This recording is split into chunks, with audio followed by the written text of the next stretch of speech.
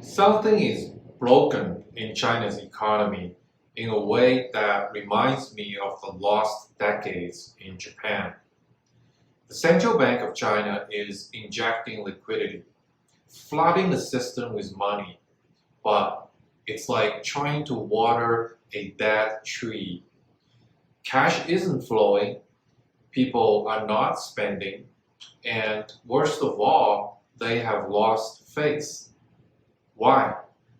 Because millions of Chinese families bet their future on real estate and lost big. The People's Bank of China is now trying everything. More money, lower rates, more liquidity, but the results are baffling. Consumer inflation, CPI, won't budge. Loan growth has cratered. And in April 2025, banks issued just 280 billion yuan in new loans, the lowest April in 2 decades. Yes, even lower than 2006. So what's stopping the money? Simple. People don't want to borrow. They either save what they have or they use the money to pay off their mortgages early. Because spending, especially big step spending, feels dangerous now. And the root of the problem, you guessed it right, the real estate collapse. For decades, property was the holy grail of Chinese wealth. It was your retirement plan, your family's ticket to the middle class. Prices only went up until they didn't. Between 2021 and 23, prices reached their peak, and millions of families bought at the absolute top. But today, if you bought during those 3 years, there's a more than 90% chance you're underwater, and maybe by a lot. And this is not even counting the mortgage interest, the taxes, and the transaction fees. It's not just a financial loss. It's now snowballing into a confidence collapse. So how many people are we talking about? Let's break this down.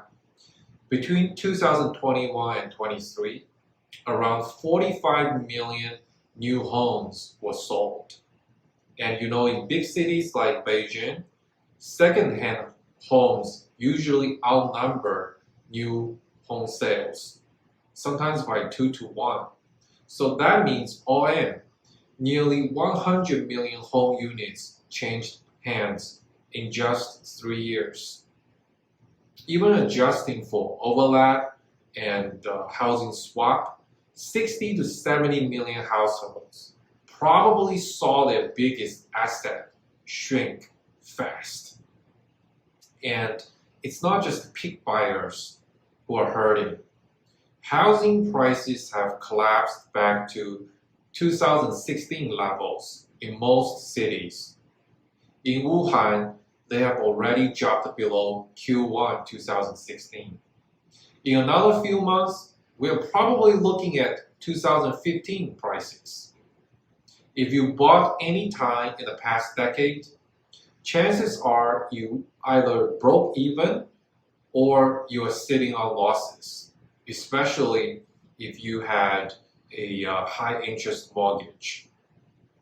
And here is the jaw-dropper fact. Half of all homes in China have changed hands in the last 10 years. So that means half the population either made no gains or even worse, lost money on what was supposed to be the most reliable investment and the biggest investment in their lives. This is why consumption is frozen. When home prices were rising, people spent freely. Buy the designer bag, go on that European vacation, take out that car loan. Because hey, the house is going up in value anyway while we are just sleeping. But now the house is a burden, a risk, a money pit, right? You can't even relax. You're losing money while sleeping, and you are stuck wondering how much further it will fall. So you tighten your belt, you cancel plans, you hoard cash. Someone put it really perfectly recently. Back then, I worked like crazy and still couldn't keep up with rising home prices. Now that I finally bought one, I work like crazy and I can't even keep up with how fast it is falling. This is the emotional core of China's real estate crisis. And it's why no amount of stimulus, no interest rate tweak will fix this anytime soon.